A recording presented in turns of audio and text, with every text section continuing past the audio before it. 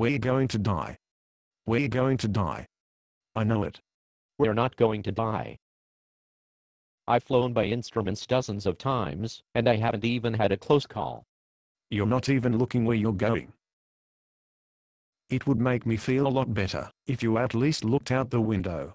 It might make you feel better, but it wouldn't be as safe. What if something crosses our path? We'd crash right into it.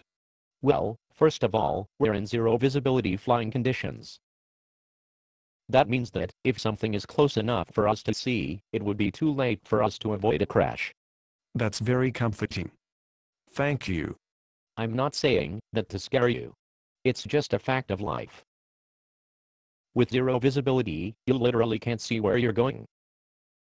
But, fortunately, the air traffic controllers won't let anyone else fly at this altitude, so there's nothing for us to crash into. How do you know? How can you trust those people? Because they're pros. They do it for a living. They have thousands of hours of flight controller experience and their radar instruments are state-of-the-art. Yes, but how do you know you can trust the instruments? Well, it isn't by blind faith, if that's what you're driving at. Before I put my life into the hands of either men or instruments, I first practiced flying by instruments in clear weather with 50-mile visibility. I found out through experience in many cases, I could trust the air traffic controllers and my instruments here, more than I could trust my own senses. You're kidding. No, I'm not kidding. Several times while I was practicing flying on instruments, I doubted what the instruments were telling me. But when I looked out through the windshield I saw that I was dead on. I wish you wouldn't use the word dead when you talk about flying. It makes me nauseous. I think that's your real problem. What's that? Your real fear is not that you don't trust an experienced pilot or state-of-the-art instruments. Your problem is you're afraid of death. You got that right. Who isn't? I'm not. Oh, no. Don't tell me I picked a pilot who's on a suicide bombing mission or something. No. What I'm trying to say is, whether I live or die, I have as much faith in Jesus as I have in these instruments. Oh, no. I chose a Jesus freak for a pilot. I can assure you that my faith in Jesus is at least as well grounded as my faith in these instruments. It's not just blind faith. Yeah, right. Unless you're some kind of kook, there's no way you've ever seen Jesus. Look there at the compass and tell me where we're headed. It says 117. Whatever that means. It means we're headed home. Directly home, whether I can see home or not. I know what you're driving at. You're saying that, just because I can't see Jesus, doesn't mean he's not there. Exactly. Yes, but there's no way you could, like, test drive Jesus. How do you know you can trust him? Well, I can assure you, that wasn't by blind faith either. First of all, the Bible predicted events in Jesus' life hundreds of years before they actually happened. And he fulfilled those predictions with amazing accuracy that makes these instruments seem primitive by comparison. He did? Yes, including rising from the dead. You don't really believe that resurrection stuff, do you? Jesus was seen by over 500 people after he rose from the dead. It's a documented fact of history, recorded by Christians and non-Christians alike. Oh. You know, there is a reason why world history is divided between BC and AD. The creator of the universe came to Earth and changed history forever.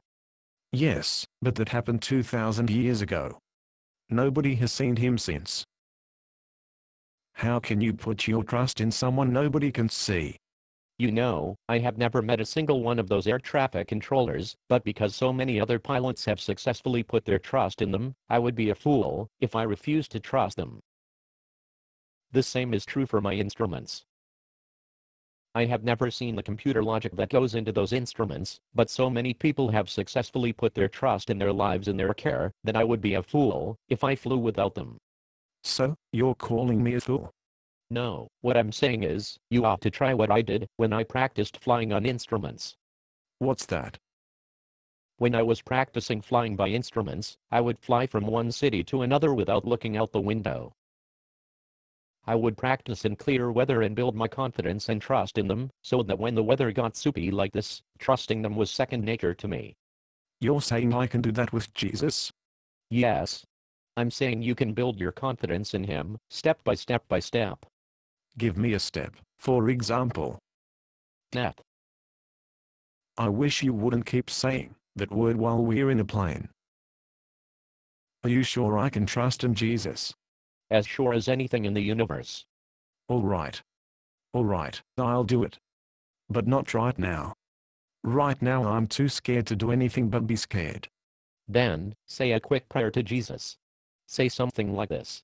Lord, I want to trust you with my life, but I don't know how right now. I'm too scared. I can say that? There is no formula for putting your trust in the Lord. Just give the Lord whatever you're capable of, and he'll help you trust him. He will? Yes.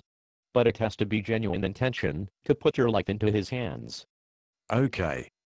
Okay, here goes. Well, how is it? It sure is comforting to know I don't have to worry about dying. It takes the pressure off.